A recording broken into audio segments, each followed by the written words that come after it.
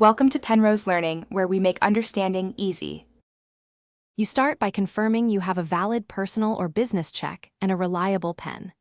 Write today's date in the upper right. Dates establish payment timing.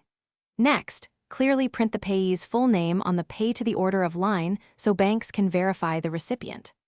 Once done, check your account balance to ensure funds cover the amount plus any fees.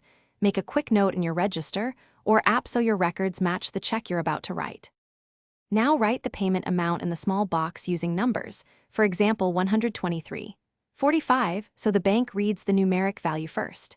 Then spell out the full amount on the line, like 123.45/$100, because banks rely on the written words if numbers conflict. After the words, draw a short line to fill leftover space to prevent fraud. Make sure the numeric and written values match. If they don't, correct the check and record the change in your register. Finish by signing your name on the signature line the same way your bank has it on file. This authorizes payment. Add a memo if useful for your records. It's optional but helpful for tracking purpose. Once signed, immediately record the transaction in your register or finance app showing date, payee, and new balance so you avoid overdrafts.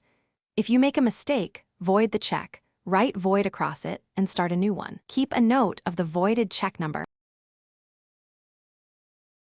Thanks for watching. If this was helpful, leave a like and consider subscribing. See you next time.